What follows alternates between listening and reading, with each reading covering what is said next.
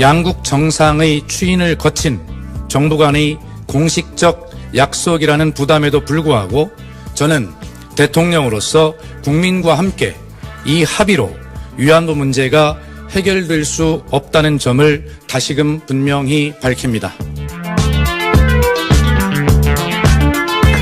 박수현 청와대 대변인이 대신 읽은 문재인 대통령의 입장인데요.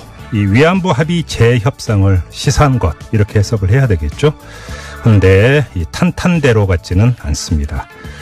1mm도 안 움직인다라고 하는 아베의 반응이야 예상했던 거라 쳐도 왜 외교 비밀을 공개하느냐는 국내 일각의 공격이 이 딴족 걸기 수준을 넘어서 이 백태클 걸기 수준으로 전개되고 있기 때문입니다. 다른 곳이 아니라 바로 국내에서 말이죠.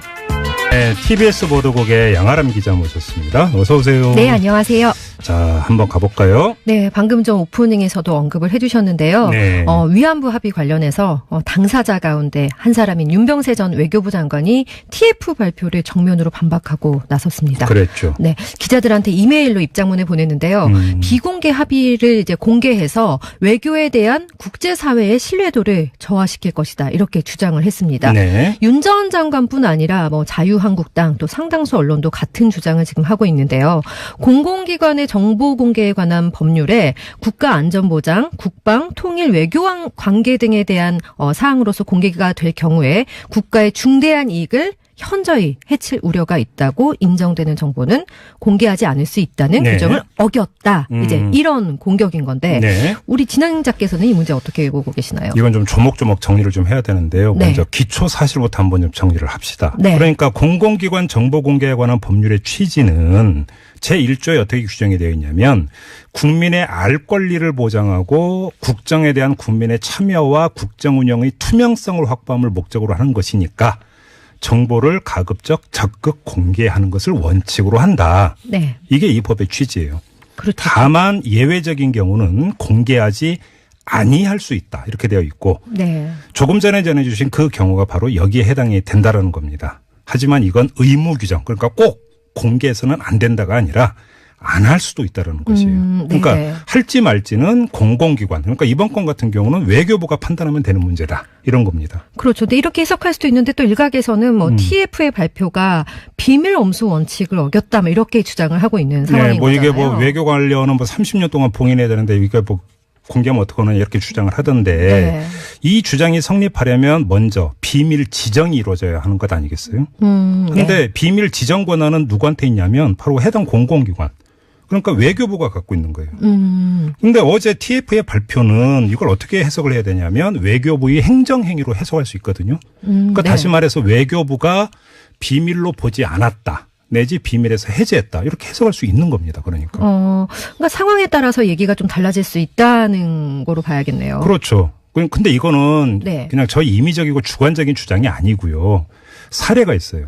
다른 것도 아니고 사법부가 판결을 내린 게 있었어요. 사법부가 이런 판결을 내린 적이 있나요? 네네. 네, 어떤 판결인가요? 이 민주사회를 위한 변호사함이 줄여서 민변이라고 부르죠. 네. 이 민변 소속의 송기호 변호사가 외교부를 상대로 위안부 합의 협상 문서를 전부 공개하라, 이런 행정소송을 낸 적이 있었어요. 그랬죠. 네.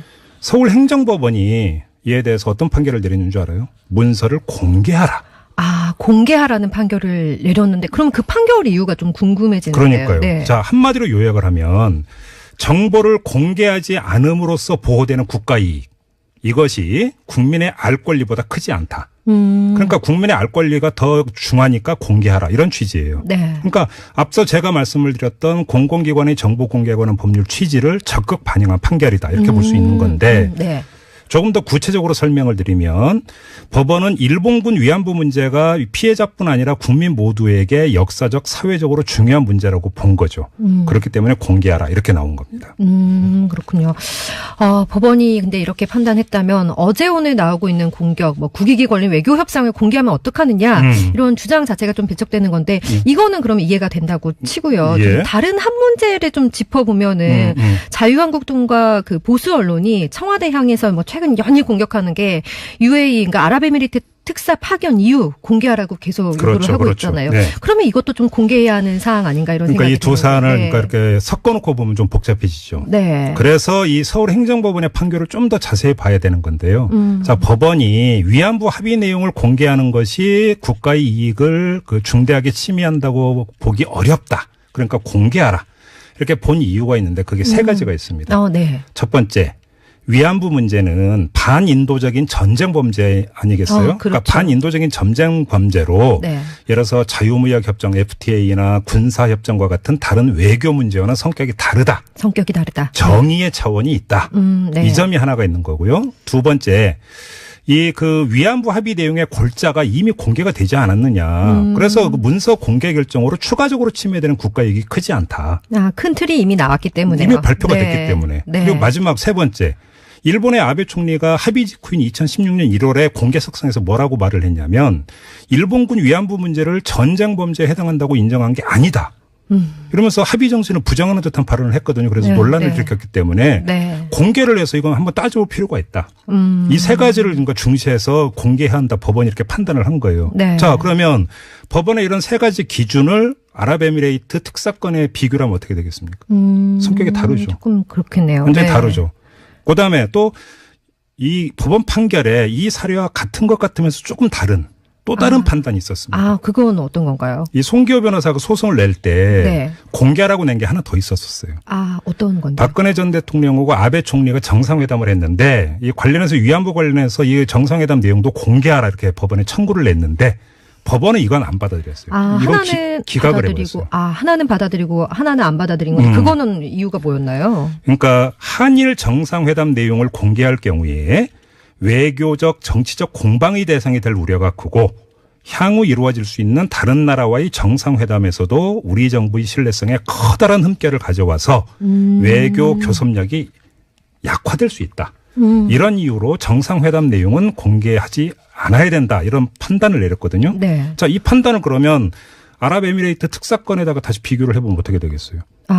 임종석 비서실장이 어떤 자격으로 왔습니까? 대통령 특사 자격으로. 그러니까 왔죠. 대통령 네. 대신 간 사람이고 만난 사람은 왕세제였잖아요. 아랍에미레이트 네. 국가원수가 지금 와병 중이라는 거니까. 그래서 네. 국가원수를 대행하는 왕세제 아니었어요. 그러니까 사실상의 정상회담 아니었습니까? 그러니까 이 법원 판결을 여기다가 대입하면 어떻게 네. 되겠어요? 공개하면 안 된다는 좀 정리가 내용으로 정리가 되네요. 이렇게 정리하고 넘어갑시다. 이게 좀 논란이 커질 것 같다고 한번 쫙 네. 정리를 했습니다. 네. 네. 우리 또 진행자께서 이렇게 잘 짚어주셨고 다음 소식 제가 바로 전해드리겠습니다. 네네.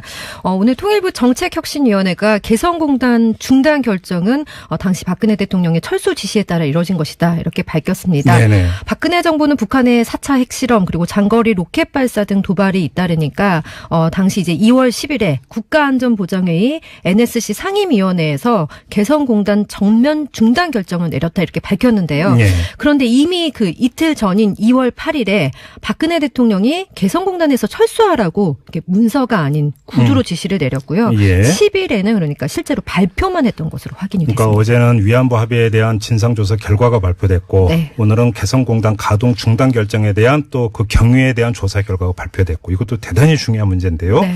이 뉴스 예보 끝나는 대로 2부에서 이 문제 자세히 짚어보겠습니다. 자, 다음으로 가죠. 네, 이명박 전 대통령이 실소유주라고 의심을 받고 있는 이제 자동차 부품업체 다스의 최동영 전 경리팀장이요. 이 전 대통령이 실소유주가 아니면 하지 못할 말을 했다 이런 말을 했거든요. 네, 최 전 팀장이 오늘 다스의 비자금 조성 의혹 사건의 참고인 신분으로 검찰에 출석을 했는데요. 조사를 받으러 가기 전에 기자들과 만난 자리에서 이 전 대통령이 당선인 신분일 때 이동영 씨가 그러니까 이 전 대통령의 조카이자 이상은 다스 대표의 아들과 이렇게 만난 적이 있었는데 네. 당시 이 전 대통령이 했던 말이 실제 소유자가 아니면 저런 말 좀 못할 텐데 이렇게 생각을 했다고 합니다. 네. 다스의 실소유주와 대표 그리고 정호영 전 BBK 특별검사를 고발한 참여연대 민주사회를 위한 변호사 모임도 오늘 이제 고발인 조사를 받으러 검찰이 출석하기 전에 기자회견을 열었는데요. 네. 검찰이 좀 철저한 수사를 해달라 이렇게 촉구를 했습니다. 네. 그러면서 고발한 일부 혐의의 공소시효가 만료됐을 가능성에 대해서 언급을 했는데요. 네. 특정경제범죄 가중처벌법상 횡령 금액이 50억 원 이상이면 공소시효 15년이 적용되고 또 다스 실소유주로 의심받고 있는 이 전 대통령의 재임 기간은 공소시효가 중단된다고 이제 봐야 되기 때문에 그렇죠. 아직 공소시효 충분하다 이렇게 이제 강조를 했습니다. 그렇군요. 자, 아무튼 이제 검찰이 수사 속도를 좀 내고 있던데요. 좀 결과 정말 주목하는 사람들 많습니다. 네. 자, 또 어떤 소식 있어요? 네, 어제 이제 다시 전해드리겠다고 한 뉴스입니다. 공직자 민간인을 사찰한 혐의 그리고 문학의 블랙리스트에 개입한 혐의 등으로 구속된 우병우 전 청와대 민정수석 비서관이 구속이 이제 합당한지 판단해달라면서 네네. 구속적부심 청구했었잖아요. 기각했죠? 그랬습니다. 네. 법원이 기각했는데 계속 구속 상태로 수사할 필요성이 있다고 이제 판단을 한 거죠. 저도 이거 이유 봤는데 그러니까 네. 그 국정원 시켜서 이석수 특별감찰관 뒷조사 시켰잖아요. 네, 이게 이제 그 사적인 동기로 공권력을 남용한 것. 네. 이거는 증거인멸에 우려가 있다. 이런 그 판단을 했던데 대단히 중하게 보고 있는 것 같아요. 법원이 이 문제에 네. 대해서. 그런데 이제 조윤선 전 청와대 정무수석 비서관 같은 경우 이제 검찰이 구속영장을 청구했었는데 이거는 이제 기각이 됐습니다. 네. 조 전 수석은 뭐 국정원에서 특수활동비 뇌물을 수수하고 또 정경련에 압력을 넣어가지고 보수단체들이 지원하도록 공모한 혐의를 받고 있는데 네. 이거 영장을 전담한 그 판사가 담당한 판사가 오민석 영장 전담 부장판사인데요. 네. 범죄 혐의에 대해서 다툼의 여지가 있다. 도망 증거 인멸의 염려가 있다고 보기 어렵다. 좀 자주 들어봤던 내용이죠. 네. 이러면서 검찰이 청구한 구속영장을 기각했습니다. 검찰이 이제 크게 반발했는데요. 같은 혐의로 조 전 수석과 같은 혐의로 부하 직원인 허현준 전 청와대 비서관은 구속이 됐는데 네. 상급자이면서 게다가 뇌물수수 혐의까지 있는 조 전 수석은 책임을 면했다면서 형평에 어긋난다 이렇게 반박을 했습니다. 그리고 이제 범죄 혐의에 대해서 다툼의 여지가 있다라고 하는 건 이제 뇌물죄. 네. 관련해서 이게 뇌물죄가 성립이 될 수 있는지는 좀 따져봐야 된다 이런 취지인 것 같은데 돈을 줬다라는 전직 국정원장들은 뇌물 공여 혐의로 구속 기소됐잖아요. 그러니까요. 네, 또 이 그 상관관계도 있다 이런 지적이 좀 나오고 있던데요. 네. 자, 그리고 크레인 사고가 또 발생했네요. 네, 안타까운 지금 사망 사고들이 계속 나오고 있는데 네. 대형 크레인이 시내버스를 덮쳤습니다. 그래서 한 명이 숨지고 15명이 다쳤는데요. 네. 오늘 오전 9시 40분쯤이었고요. 서울 강서구 등촌동의 한 건물 철거 현장에 있던 대형 크레인이 넘어졌거든요. 그러면서 이제 주변 중앙버스 차로에 정차 중이던 시내버스 위로 떨어진 겁니다. 예. 그래서 이 사고로 50대 여성 한 명이 숨지고 또 한 명은 중상을 입었는데요. 예. 소방당국이 지금 이제 보기로 70톤짜리 크레인이 5톤짜리 굴삭기를 그 철거 중이던 건물 옥상으로 들어 올려서 옮기는 과정에서 네. 무게를 이기지 못해서 이게 넘어진 것으로 이렇게 보고 있습니다. 이 크레인 문제는 저희가 염치 있는 세상에서 한번 짚어보고 있때 구조적인 문제 매달 나오더라고요. 크레인 네. 사고가 정말 좀 심각하다 이 점을 좀 짚어봤는데 어떻게 좀 빨리 좀 이건 좀 방안을 좀 찾았으면 좋겠습니다. 되풀이된다면 이건 더 이상 우연이 아니에요.